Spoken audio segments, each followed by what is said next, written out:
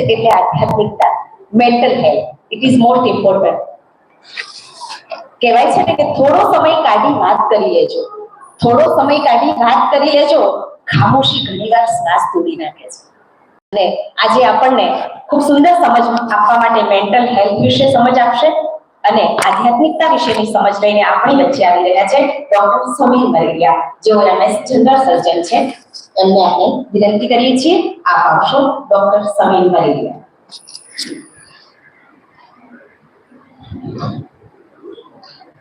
કાળોદર mommy જૂની જમાતના પ્રમુખ શ્રી, કારોબારી સભ્યશ્રી, વડીલશ્રીઓ, આવેલા મહેમાનશ્રીઓ, ભાઈઓ બહેનો, બાળકો, જીવનમાં હેલ્થનો ઘણો ઇમ્પોર્ટન્ટ હોય છે. એનો ઘેરો પ્રભાવ આપણા જીવન પર પડતો હોય છે અને હેલ્થના પણ અલગ અલગ પ્રકાર હોય છે: mental health, physical health, social health અને સ્પિરિચ્યુઅલ હેલ્થ. પણ જે સ્પિરિચ્યુઅલ હેલ્થ અને મેન્ટલ હેલ્થ છે એ જે એકબીજાને કનેક્ટેડ છે. આપણને ઘણી વખત વિચાર આવતો હોય કે મન ચંચળ છે, પણ એ મન શું છે? કોઈએ મનને જોયેલું છે ખરી? અહીંયા આપણને કોઈ કે તમારી આંખ ક્યાં છે, કાન ક્યાં છે, હાથ ક્યાં છે, પણ મન શું છે આપણને ખબર જ નથી. મન જે આપણે જોઈએ છીએ, આપણે જે સાંભળીએ છીએ, આપણે જે બોલીએ છીએ, આપણે જે આપણા ખોરાક, જે આપણું ભોજન લઈએ છીએ, આપણે જે પાણી પીએ છીએ, જે જળ લઈએ છીએ, એ બધું મન છે. એ બધાની અસર મન ઉપર પડે છે. એના લીધે વિચાર આવે છે અને વિચારની અસર આપણા શરીર ઉપર પડે છે. હવે આપણા જીવનમાં ઘણા પ્રકારના વિચાર આવતા હોય છે. એ વિચારો પોઝિટિવ થોટ્સ હોય, નેગેટિવ થોટ્સ હોય, રૂટીન થોટ્સ હોય અને વ્યર્થ સંકલ્પો, વ્યર્થ વિચારો. તો આ સંકલ્પો કેમ આવતા હોય? વ્યર્થ વિચારો કેમ આવતા હોય? નેગેટિવ વિચારો કેમ આવતા હોય? તો નેગેટિવ વિચારો આવવાને કારણે આપણી જે મનની જે શક્તિ છે, આપણી જે મનની જે કાર્યક્ષમતા છે, એ એકદમ ડિસ્ચાર્જ થઈ જાય છે. જેમ આપણે મોબાઈલ ચાર્જ કરીએ છીએ, લેપટોપ ચાર્જ કરીએ છીએ, દરેક ઇલેક્ટ્રોનિક વસ્તુઓ ચાર્જ કરીએ છીએ, આપણે આપણા ફિઝિકલ હેલ્થ માટે પણ આપણે એટલા અવેરનેસ છીએ, આપણે એટલું હેલ્થ ડાયટ બી ફોલો કરીએ છીએ, પણ આપણે મન માટે આપણે શું કરીએ છીએ? મનને મજબૂત કેવી રીતે કરીશું? તો મનને મજબૂત કરવા માટે મેડિટેશન, ધ્યાનની જરૂર હોય છે. જેમ શરીરને ચલાવવા માટે ખોરાકની જરૂર છે, એવી રીતે આપણા મનને મજબૂત કરવા માટે positive thoughts, positive affirmation, positive વિચારોની જરૂર હોય છે. એટલે ધ્યાન એટલે શું? આપણે રોજ નમાઝ પઢતા હોઈએ છીએ. એ નમાઝ એક પ્રકારનું ધ્યાન જ છે. નમાઝમાં બે પ્રકારની હેલ્થ સમાયેલી છે. એક સાયન્ટિફિક જોવા જઈએ તો એમાં ફિઝિકલ હેલ્થ અને મેન્ટલ હેલ્થ. ફિઝિકલી તો આપણી બોડીની જે એક્સરસાઇઝ તો થાય છે, પણ મેન્ટલી આપણે કેવી રીતે થાય છે કે નમાઝ પઢીએ એટલે આપણું મનનું જે કનેક્શન છે, કારણ કે આપણી બોડી કોણ ચલાવે છે? આપણે તો હાલ હરીએ ફરી છે, આપણી બોડી ચલાવે છે કોણ બોડી ચલાવે છે? આપણી અંદર રહેલી એક એનર્જી કે જ્યાં બોડીને છોડીને જતી રહે છે, બોડીની કોઈ કિંમત જ નથી. એક નૂર કે જેને સોલ કહેવાય, એ આ બોડીને ચલાવે છે. ખુદા નિરંજન નિરાકાર છે. નમાઝ સમયે તમારું ખુદા જોડે એક કનેક્શન જોઈએ. એ સમયે કોઈ વિચાર ના આવવો જોઈએ. આજુબાજુનો સતત 10 થી 15 મિનિટ ખુદાની શક્તિઓ આપણા અંદર ગ્રહણ કરવાની છે. તો એનાથી મન મજબૂત થતું હોય છે. નેગેટિવ મન ક્યારે થાય છે? જ્યારે આપણે કોઈની નિંદા કરીએ, કોઈની જ્ઞાની કરીએ, ઈર્ષા ભાવ આવતો હોય છે, કામ, ક્રોધ, લોભ, મોહ, માયા, આ બધાને કારણે આપણું મન કમજોર થતું હોય છે. અને મન કમજોર થવાને કારણે આપણા જીવનની જે ઘણી બધી જે શક્તિ છે, જે નિર્ણય શક્તિ છે, જે સમજવાની શક્તિ છે, જે સહન શક્તિ છે, જે સમજદારીની શક્તિ છે, જે આપણી સારું શું છે, ખોટું શું છે, એ બંનેના તફાવતની શક્તિ છે, એ શક્તિ આપણે બધી નીચે જતી રહે છે, કારણ કે મન કમજોર થાય છે. એટલે મનને મજબૂત બનાવવા માટે પોઝિટિવ થોટ્સ. કોઈ પણ પરિસ્થિતિ આવે, જીવનમાં પરિસ્થિતિ આવવાની જ છે. દરેકના લાઈફમાં ચડાવ ઉતાર રહેવાનો છે. જેમ ECG છે ને, કાર્ડિયોગ્રામ કેવો છે? ઉપર નીચે થાય છે ને, જીવન પણ એ રીતનું જ રહેવાનું છે. કોઈને આર્થિક પરિસ્થિતિ આવશે, કોઈને માનસિક આવશે, શારીરિક આવશે, પણ આ પરિસ્થિતિનો અસર આપણા મન ઉપર ના થવું જોઈએ. કારણ કે પરિસ્થિતિ છે ને એ ટેમ્પરરી છે અને પરિસ્થિતિ જીવનમાં આવવી જ જોઈએ. જો પરિસ્થિતિ ના આવે ને તો આપણા જીવનનું ઘડતર ના થાય. પરિસ્થિતિ આવે છે એ આપણે એક શિક્ષક તરીકે આવે છે, આપણને ઘણું બધું શીખવીને જાય છે. જેમ બાળક સ્કૂલમાં જાય છે પહેલા ધોરણમાં, જો સ્કૂલમાં ટીચર ના હોય તો બાળકનું ઘડતર ના થાય, તો પરિસ્થિતિ ના આવે તો આપણું ઘડતર ના થાય. અને પરિસ્થિતિમાં આપણે એવા તૈયાર થઈ જાય છે કે નેક્સ્ટ પરિસ્થિતિ આવે તો આપણે એના પહેલેથી એડવાન્સમાં પ્રિપેર હોઈએ છીએ, એટલે આપણું મનોબળ મજબૂત બને છે.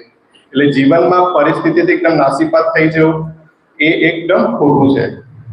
બાળકોમાં મા બાપ તરીકે આપણી એક ફરજમાં આવે છે કે દરેક બાળક વિશેષ છે, દરેક બાળકની વિશેષતા અલગ છે, હોશિયાર છે. કોઈ ભેદભાવ ના હોવો જોઈએ, કોઈ કમ્પેરિઝન ના થવું જોઈએ. બાળકની આવડત શું છે, એનું ટેલેન્ટ શું છે એ ઓળખો. ટકાવારી મહત્વની નથી. 60%, 90%, 80% એક આગળ પણ પ્રમાણપત્ર છે. એનાથી જીવન સુખી નથી થતું કે એનાથી જીવન આગળ નથી વધતું. એ જસ્ટ એજ્યુકેશન એટલા માટે છે કે તમને સારી જોબ મળે, તમે સારું જીવન તમારા પગ પર ઊભા થઈ શકો. પણ એ તમને સુખી જીવન નથી આપતું. સુખી જીવન ક્યારે મળે છે? જ્યારે આપણું મન મજબૂત હોય છે, જ્યારે આપણે પરિસ્થિતિનો સામનો કરી શકીએ છીએ, જ્યારે આપણે પરિસ્થિતિ પર વિજય મેળવી શકીએ છીએ. એ સાચું જીવન છે. એટલે કોઈ પણ 60% વાળો બાળક હોય પણ ઘણી વખત એના અંદર ટેલેન્ટ એટલું હોય છે ને કે આ જીવન એને આગળ વધતું હોય છે. એટલે હંમેશા જીવનને આગળ પણ વધારે છે ટેલેન્ટ. ટકાવારી જરૂરી છે પણ ટેલેન્ટ હશે તો આગળ જ જશે, એનું સફળ જીવન રહેશે. એટલે ઘણી બધી પરિસ્થિતિઓ આપણે જીવનમાં આવતી હોય છે, ચડાવ ઉતાર આવતો હોય છે. મનથી મક્કમ રહેવાનું, ખુદા ઉપર ખૂબ ભરોસો રાખવાની. જેવી રીતે સૂર્યપ્રકાશ છે, સૂર્યનો પ્રકાશ સતત આપણા ઉપર આવતો હોય છે, એવી રીતે ખુદાના કિરણો આપણા ઉપર આવી રહ્યા છે અને આપણે એ અનુભવ કરવાનો છે. આપણે ખંભાતમાં સૈયદ પીર અબ્દુલ કલામ બાબા સાહેબનો આપણે દીદાર કરવા માટે સવારે 3:30 4 વાગે આપણે ઉઠીએ છીએ. 3:30 4 વાગે આપણે ત્યાં પહોંચી જઈએ છીએ. કેમ કે સવારનો જે સમય છે ને એની ઉર્જા ખૂબ ઊંચી હોય છે, હાઈ એનર્જી હોય છે. અને સવારના સમયમાં તમે જે કરેલી જે દુઆ માંગેલી છે ને એ અલ્લાહ તરફ, ખુદા તરફ જલ્દી પહોંચી જાય છે અને એનું તમને રિઝલ્ટ બી મળે છે, તમે અનુભવ બી કર્યું હશે. અને આ સવારના સમય ઉપર આપણી મનની સ્થિતિ જે છે ને એ ખૂબ જ ઊંચી હોય છે. આપણે જે આપણા જીવનમાં પ્રગતિ માંગતા હોય તો મનની સ્થિતિને ઊંચી લઈ જવાની હોય છે. એ હેબિટ આપણે રોજિંદા જીવનમાં બી પાડવાની છે. સવારે હંમેશા 6 કલાકની ઊંઘ એટલે એડિક્વેટ ઊંઘ કહેવાય. ઘણી વખત લોકો અત્યારે વધારે સૂતા હોય છે. કેમ? કારણ કે મન કમજોર છે. મન કમજોર હોવાને કારણે ઊંઘ નથી આવતી, ગોળીઓ લેવી પડે છે. એટલે 6 કલાકની ઊંઘ બરોબર કહેવાય. સવારે વહેલા ઉઠવાની આદત પાડો. જીવનમાં સફળતા જોવે તો સવારે વહેલા ઉઠો. સવારે જો તમે 4 થી 5 વાગે ઉઠી જાઓ તો સૌથી બેસ્ટ, પણ મિનિમમ 5 વાગે તમે ઉઠીને ક્યારે મોબાઈલ હાથમાં નહીં લેવાનો. મોબાઈલ એ પ્રદૂષણ છે, એ આપણે જીવનનો ગ્રોથ અટકાવે છે. સવારે ઉઠો એટલે આપણે પહેલા તો ખુદાને ધન્યવાદ કરો, શુક્રિયા કરો કે અને કે આપણે ઊંઘી ગયા આપણે ખબર નથી શું થઈ ગયું. ભર ઊંઘમાંથી આપણને જગાડે છે ખુદા, અને આપણે એમનો ધન્યવાદ કરીએ. અને 10-15 મિનિટ આપણે પોતાના માટે સમય ફાળવીએ. આપણે આપણા જીવનમાં આપણી બેટરી તો ચાર્જ કરવાની છે મનની, પણ એ સવારથી ચાર્જ કરવાની છે, તો એનું રિઝલ્ટ આખો દિવસ રહેશે. એટલે સવારે ઉઠીને એટલા મનમાં સકારાત્મક વિચારો કરો. તમે તમારા જીવનમાં જે ઈચ્છતા હોય એ વિચાર કરો. ધારો કે તમે વિદ્યાર્થી છો તો વિદ્યાર્થી તરીકે કે તમે કે મારે આ સબ્જેક્ટમાં મને ખૂબ સફળતા મળે, હું મારી કાર્યક્ષમતા કરતાં પણ વધારે વાંચું છું, મારો જે ટાર્ગેટ છે એમાં હું પ્રગતિ થઈશ, આગળ વધીશ. ધારો કે કોઈ ધંધાદારી છે, કોઈ ટીચર છે, કોઈ બિઝનેસ છે, કોઈ ડોક્ટર છે, કોઈ એન્જિનિયર છે, તો એના જે ક્ષેત્રમાં એ લોકો કેવી રીતે આગળ વધવા માંગે છે એ સવારે ઉઠીને ખુદા આગળ તમે અરજી કરો અને એ અફર્મેશન આખો દિવસ તમે વિચારો. એની આખા શરીર ઉપર, બોડી પર અસર થતી હોય છે. રાત્રે સૂતી વખતે 10-15 મિનિટ આપણા પોતાના માટે ફાળવવું જોઈએ, કારણ કે એ વખતે મોબાઈલને થોડું દૂર રાખવો જોઈએ, ટીવીથી થોડા દૂર રહેવા જોઈએ. અને એ સમયે તમારા જીવનનો જે ગ્રોથ છે, જે પોઝિટિવ વાતો છે એ તમારે વિચારવી જોઈએ. વિચારતા તમારું સૂઈ જવું જોઈએ. કારણ કે જ્યારે આપણે પોઝિટિવ થિંકિંગ કરતા હોઈએ છીએ રાત્રે, જે આપણે જીવનમાં ઈચ્છતા હોઈએ છીએ, એની અસર આપણા સબકોન્શિયસ માઇન્ડ ઉપર થાય છે. અને એ સબકોન્શિયસ માઇન્ડ ઉપર અસર થવાને કારણે એ તમે ડીપ સ્લીપમાં જતા રહો છો અને એની અસર સવારે તો આપણા ઉપર રહે છે, આખો દિવસ રહે છે અને આપણે જીવન ઉપર પણ એની અસર જોવા મળતી હોય છે. તો પરિસ્થિતિ કેમ બદલાતી હોય છે? કારણ કે પરિસ્થિતિ એક ફ્લક્ચ્યુએટિંગ છે. હું નાનકડી વાર્તા કહીશ કે એક રાજા હોય છે. રાજા યુદ્ધ મતલબ પ્રેક્ટિસ કરતા હોય છે, કારણ કે એ લોકો એમના બહાદુર સૈનિક જોડે તલવારબાજી કરતા હોય છે. તો તલવારબાજી કરતા રાજાની આંગળી કપાઈ જાય છે. તો રાજાની આંગળી કપાવી જવાને કારણે રાજાને ખૂબ ગુસ્સો આવે છે. એટલે ગુસ્સો આવવાને કારણે રાજા સૈનિકને ખૂબ ઠપકો આપે છે. એવામાં એમના ખાસ મંત્રી રાજા જોડે આવે છે. તો ખાસ મંત્રી રાજા જોડે આવીને એમ કહે છે કે રાજા, જે થયું એ કલ્યાણકારી થયું, જે થયું સારું થયું. તો રાજાને ઓર ગુસ્સો આવે, એક તો મારી આંગળી કપાઈ ગઈ છે અને તું મને એમ કહે છે કે બહુ સારું થયું. એટલે રાજા પોતાના જે ખાસ મંત્રી હોય છે એને જેલમાં પૂરી નાખે છે. થોડા દિવસ પછી રાજા ત્યાં જંગલમાં શિકાર માટે જાય છે. આમ તો રાજા જંગલમાં શિકાર કરવા માટે પોતાના ખાસ મંત્રીને લઈ જતા હોય છે જોડે, પરંતુ ખાસ મંત્રી તો એમનો જેલમાં હતો એટલે રાજા એકલા જાય છે. જંગલમાંથી શિકાર કરતા કરતા આવતા રાત્રે મોડું અંધારું થઈ જાય છે. જંગલમાં આદિવાસી એરિયા આવે છે, રાજાને બંદી બનાવી દે છે. રાજાને લોકો પકડીને એમના આદિવાસી એરિયાના જે બલી ક્ષેત્ર હોય છે ત્યાં રાજાને પકડીને લઈ જાય છે. હવે રાજાની નજીક જે બલી જે કરનાર જે વ્યક્તિ હોય છે એ રાજાની નજીક આવે છે અને જોવે છે રાજાની એક આંગળી તો કપાયેલી છે. એટલે એ લોકો એમ કહે છે કે રાજાને બલી ચડે નહીં, રાજા ખંડિત છે, રાજા અખંડ નથી. એટલે રાજાનો જીવ બચી જાય છે અને રાજા પરત મહેલમાં પાછો ફરે છે. મહેલમાં પાછો ફર્યા પછી એ તરત જેલમાં જાય છે, મંત્રીને વાત કરે છે, બધું વિગતવાર સમજાવે છે કે મંત્રી, મેં તે મને કહ્યું કે જે થયું કલ્યાણકારી થયું, જે કહ્યું સારું થયું, પરંતુ તારા જોડે તો મેં ખોટું કર્યું ને મંત્રી, કે તને મેં જેલમાં પૂરી દીધો.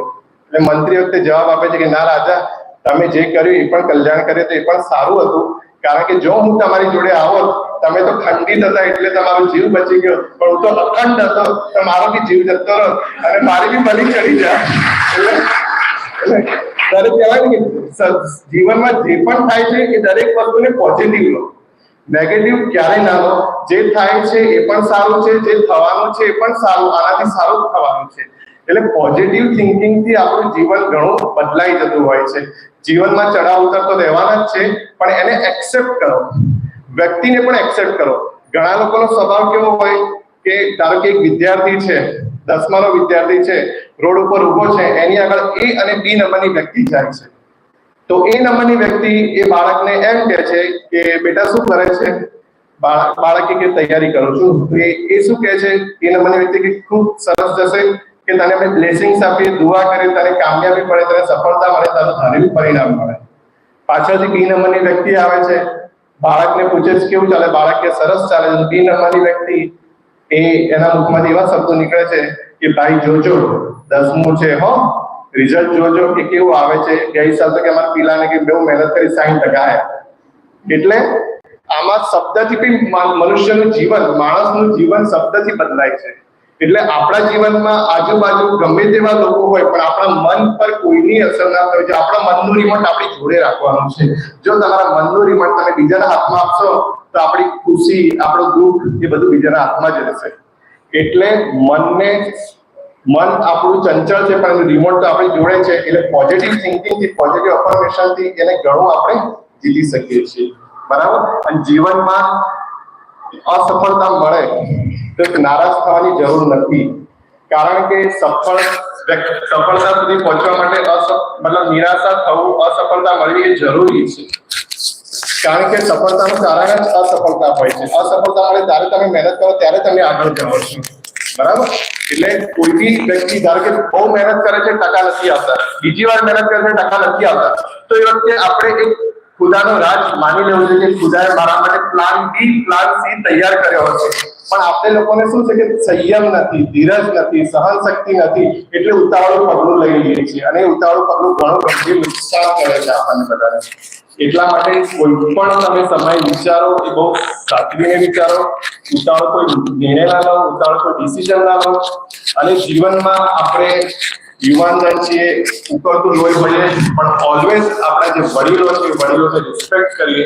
તો કેવું છે કે જીવનમાં કર્મ સિદ્ધાંત હોય છે. ધારો કે આ સામેની દિવાલ છે, હું અહીંયાથી વ્હાઈટ બોલ નાખીશ ને તો કેવો બોલ પાછો આવશે? વ્હાઈટ આવશે, બ્લેક આવશે? વ્હાઈટ આવશે. બ્લેક નાખીશ તો કેવો આવશે બોલ? દિવાલથી બ્લેક આવશે. મતલબ જીવન એ એક સિદ્ધાંત ઉપર ચાલે છે, કર્મનો સિદ્ધાંત છે. એટલે શ્રેષ્ઠ જીવન માટે શ્રેષ્ઠ કર્મની જરૂર છે, અને શ્રેષ્ઠ કર્મ આપણું ભાગ્ય બનાવે છે. અને આ ભાગ્ય આપણી આગળની જે નેક્સ્ટ જર્ની છે નક્કી થાય છે.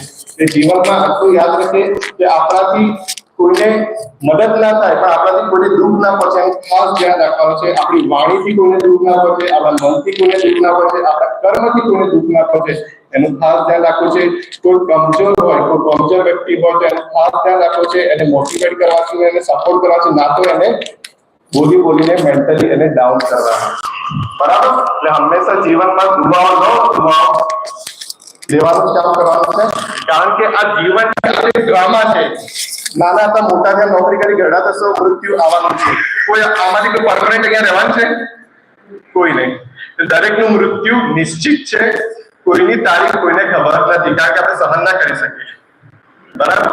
એટલે મૃત્યુ તો દરેક જોડે આવવાનું છે. પણ આપણે જ્યારે કોઈ વ્યક્તિ આપણા ઘરમાંથી ઘણા લોકો આપણને છોડીને ગયા છે તો આપણી જોડે શું લઈને જાય છે વ્યક્તિ? એની જોડે શું લઈને જતા હોય છે? કોઈ પણ વ્યક્તિનું મૃત્યુ થઈ જાય છે તો વ્યક્તિ એની જોડે શું લઈને જાય છે? એને કરેલા શ્રેષ્ઠ કર્મો, એને ભેગી કરેલી દુઆઓ અને એના સંસ્કાર. આ ત્રણ વસ્તુ વ્યક્તિ જોડે જાય છે. બાકી ટાંકણી પણ એ લઈને નથી. એટલે આ જીવન મળી આપણે બહુ ભાગ્યશાળી છે. આપણે બહુ નસીબદાર છીએ કે આટલા સરસ સમાજમાં આપણે રહીએ છીએ, આટલી યુનાઇટેડ છીએ, આટલી પ્રગતિ કરી છે અને ઓર પ્રગતિ થશે. પણ મન આપણું ખૂબ મજબૂત બનાવીએ. મન મજબૂત હશે તો દરેક પરિસ્થિતિ પર આપણો વિજય નિશ્ચિત છે. ધન્યવાદ.